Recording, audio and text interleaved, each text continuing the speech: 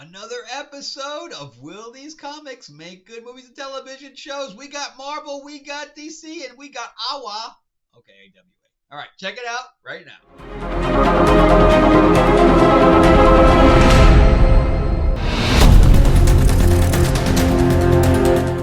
All right, we're at episode 40. Can you believe it? We are moving and hustling into the end of 2023. Who's happy about that? I said I hated 2022. 2023 wasn't any better. So let's jump into DC. But before we do, if you can subscribe, please do. I am looking to grow the channel out. I am your host, Frank Zanca. I'm an award-winning screenwriter, novelist, and comic book writer. And we just released a Kickstarter, and that just successfully funded for my vampire mob set in the 1950s called Lords of LA. And we will be doing a late pledge in January on that. So, without further ado, let's jump into DC. We have Silent Night with a K. And we got Batman and Santa Claus. So I was not going to get this book because I'm like, that sounds pretty stupid. But everybody said it was lots of fun. It was great. So I decided to pick it up, and they're doing 4 issues, one for every week of December. So I got to go pick up number 2 because I'll tell you right off the bat that I did have a lot of fun with this one.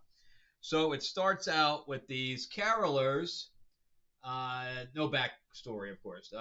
So who needs backstory with Batman and Santa Claus? So there are these carolers, and this one guy's really into it. Everybody's like, I'm really cold. I really don't want to do another song. And he's like, la la la la la. They're like, all right, we'll join in. And he ends up getting them all killed because if they had left, they wouldn't have been in that situation. So these vampire bat creatures, they are half human, half vampire bat, attack them and kill them all. Whoops. So this is written by Jeff Parker, and I don't know who that is. If I've read anything by him, I don't know his name. And also art by Michelle Bandini. I remember seeing her name somewhere before, but I really like her work, especially on this in Batman. So Damian and Batman show up, and they notice that there's puncture wounds on the neck, so they figure vampires. And then, but they see snow prints, and they realize that it's something like Kirk Landstrom, which is like Man-Bat. And then we have a really great shot of Zatanna. That's really nice, I think so, anyway.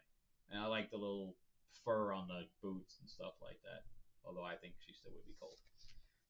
So anyway, she shows up, and she's hooks into one of their minds and allows them to see the last thing that the person saw, which was the vampire bat thing. So now they know what it is, right? And then one comes and grabs Damian, and he throws batarangs at it, and it doesn't really do anything. So he grabs his ankle or something like that, if I remember correctly. Yeah. And then he gets shot. Who shoots him? That's right. Jolly old Saint Nick. And he's riding on Prancer with glowing eyes. But look at the size of Santa Claus versus Zatanna. And Zatanna's like, because Batman, I guess, was trained by Santa Claus. Anyway, they have some kind of relationship. And if you notice, he's even got knives in his belt. So anyway, they do a backstory where he was a Norseman, and Krampus was like this mischievous demon guy, and he realized he really wasn't that dangerous, so they became like companions for a little bit. But so then we have Nightwing and Barbara show up, so we have almost the whole Bat family there, and he ties them up, and we have a nice little fight scene with some more, and Prancer comes in, and since he's got like the antlers, kind of serve as stakes. So he gets to stake them to the heart, and they explode and all that stuff. And yeah, here's the whole Norse mythology thing that they jump into, which they kind of did in that last Silent Night movie with Santa Claus. But there's Krampus, and he's laughing because he scared people, so he doesn't kill him. I guess he should have, because they realize that Krampus is actually behind this, and Zatanna gets hit with goo, and they can't get the goo off, and she's having trouble breathing, and all this stuff, and then out of the mouth of one of them comes this steam, and I guess it turns into Krampus. So Krampus is like, yeah, I'm gonna kill you all. I think that's how he sounds, actually. And he goes, ho, ho, ho, ho. That's what he says. He says, ho, ho, ho. I'm not even kidding. I will free them all, and Christmas will become my day of misery. And that's it. So, yeah, I love it. I think it's great. I'm gonna go pick up the second issue tomorrow, because I didn't want to buy issue 2 unless I liked issue 1. So I'm gonna go grab it. But I suggest you reading it. It's lots of fun. And again, looking both over to the next one. Would make a good TV show or movie. God, could you imagine the Justice League meet Santa Claus and Krampus as a movie? God, why not? That would be awesome. That would be like a Christmas movie, like Die Hard's in the movies again, because it's a Christmas movie. People see it as a Christmas movie. That and Lethal Weapon. Why wouldn't they do this? This would be the smartest thing ever. So I don't know. I think that would be great. Batman, and I think Superman and Wonder Woman on the cover. I don't know if are they going to be in this thing. The Justice League, and God, that would be $1 billion movie. So we're gonna take their kids to see that. So I don't know. That's my opinion. All right, let's jump into the Moon Knight. The Moon Knight. All along in it. Whatever. That was supposed to be Cats. How did I do? Am I ready for my close-up? All right, so Moon Knight number 30. This is the death of Moon Knight. This is how it was been marketed from the beginning, that Jed MacKay's run would end. Well, I got to rephrase that, because the Moon Knight run ends, not Jed MacKay's run. Okay, so he's continuing on. So this continues right where the other one left off, with Moon Knight battling the Black Spectre, and Black Spectre, he kills Black Spectre, but then realizes that there's another one, and it was just really a decoy type of thing. Meanwhile, Tigra and Hunter's Moon and Soldier, they're nowhere near Moon Knight. Moon Knight is hell and gone from them. So he's like bleeding out, and then he reveals that he's Plesko, which that means absolutely nothing to me. I think that was a mistake. I think they should have built up another character, so the reveal would have been better than this regular guy that nobody took any notice of. And anyway, so he ends up, hanging out with a supervillain, and kind of that had killed Moon Knight at one time, but there's no resurrection for Moon Knight anymore. That's over. So if Moon Knight dies, he's not coming back this time. And, because Khonshu, continually resurrects him. And, but anyway, so he goes with this supervillain, and he says, I want you to teach me. And he gets, like, addicted to people's misery. So he creates this sonic thing that's going to destroy people all throughout the city.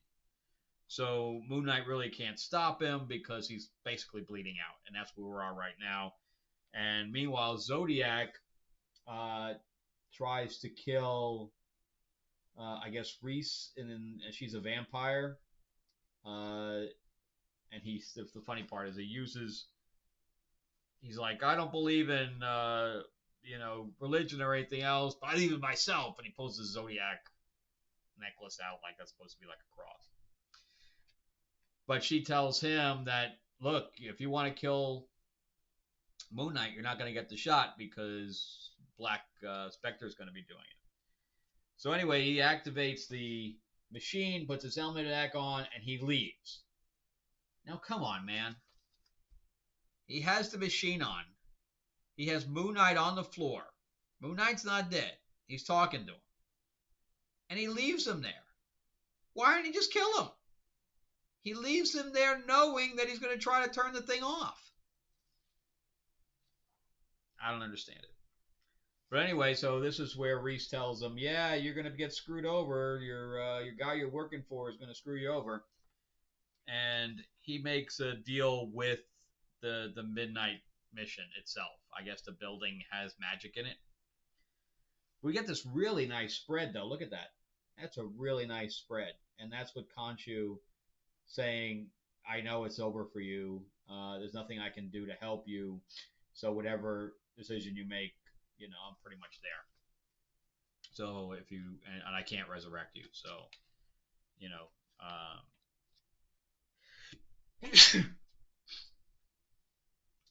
and he decides that's what he's going to do. And then his other personalities are basically telling him to get up, and have the willpower to stop the machine, which I thought was kind of cool also. It's got some neat stuff. Yep, and here's Zodiac going, no, I get to kill Moon Knight, not the other guy. That was not the deal. Sound like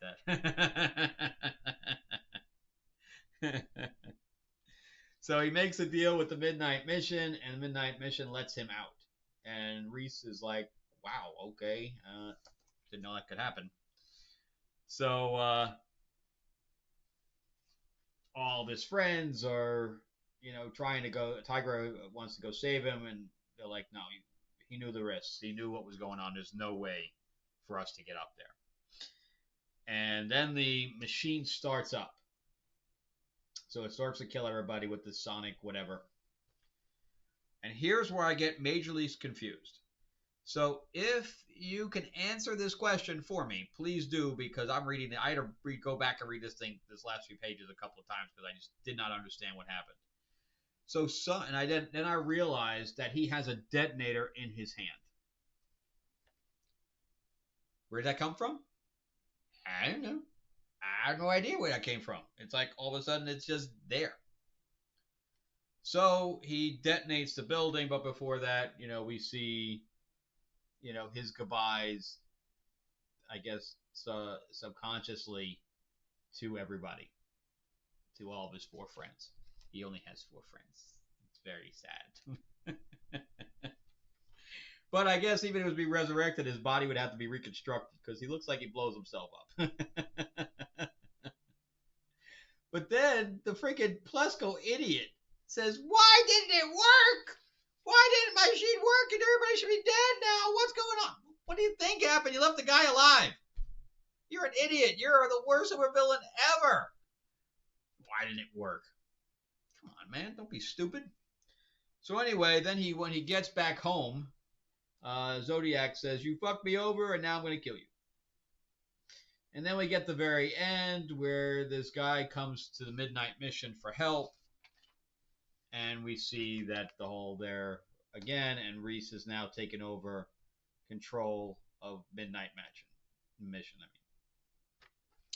And then we got like a nice little blurb from him, and I guess the story is going to continue in Vengeance of the Moon Knight, and we get a brand new Moon Knight, and obviously it's a man. So, because everybody was worried that Reese was going to become the new Moon Knight, they were trying to go woke with it, but that's not the case. She's just going to run the Midnight Mission, which she was pretty much doing anyway, because she was like the secretary or whatever.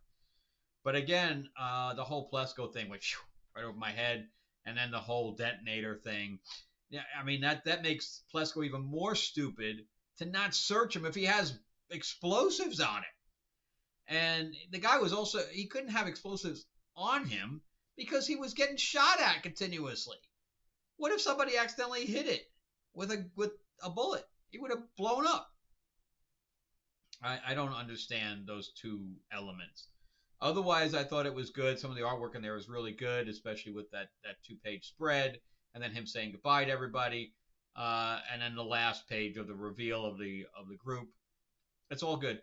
It's just those two story beats that I was just like, what is going on here?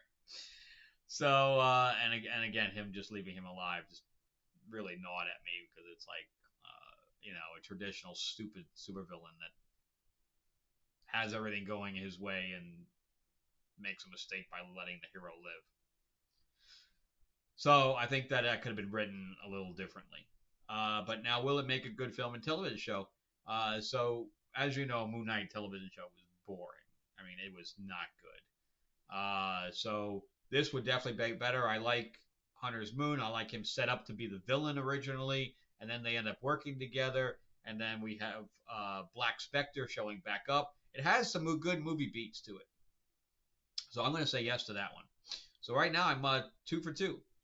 So let's go into The Madness by Awa, A-W-A, by J. Michael Straczynski, who did Babylon 5, among other things. So this is issue 5 of 6, so the story's almost over. And this is a traditional revenge story. So she was a thief and she has superpowers, but she has a variety of superpowers, but it can only use one at a time, which does not make any sense in the context of some of these pages because she flies through like buildings and stuff like that, which automatically would make you have 2 superpowers. You'd need to be invulnerable, and you would also need just flight. So right off the bat, he already contradicts his world. So, I mean, he would have to say I can only use 2 at a time. That would make sense then.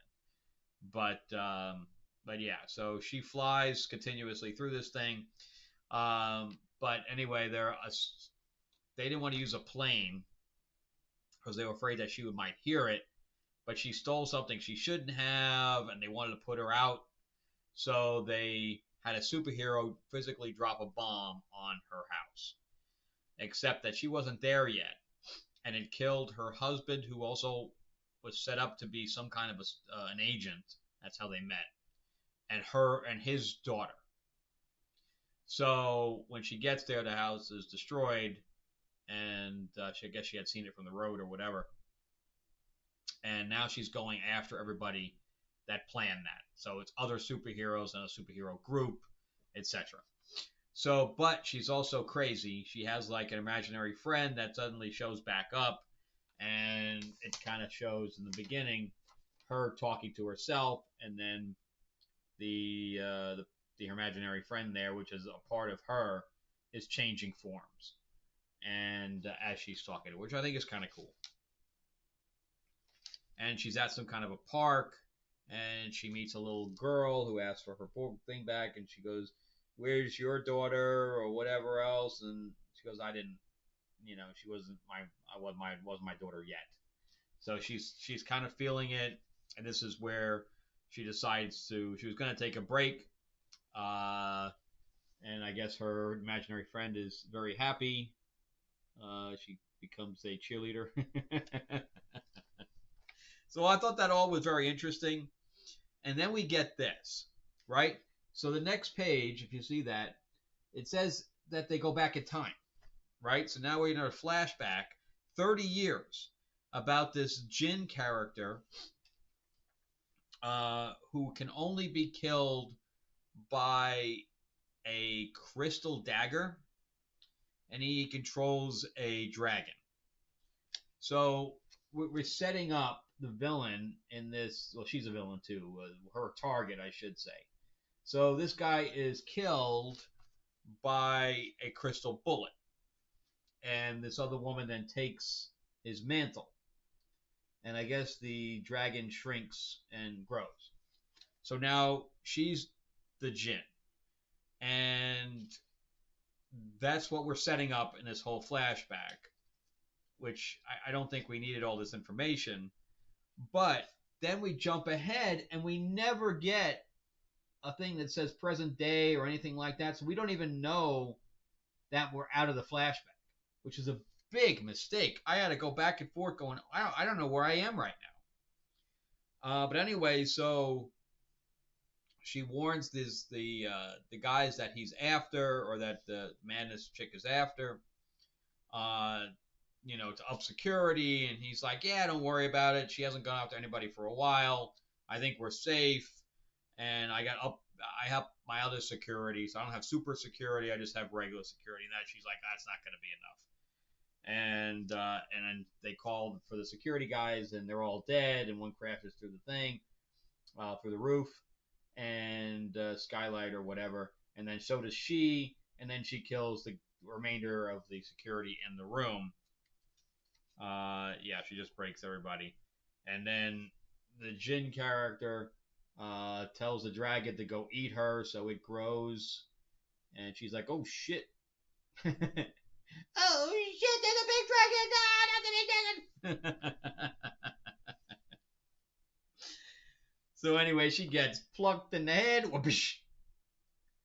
And we got a pretty good fight scene, and the Jin thinks that she's winning, but in her hand, and I didn't know what this was originally, in her hand is a crystal dart,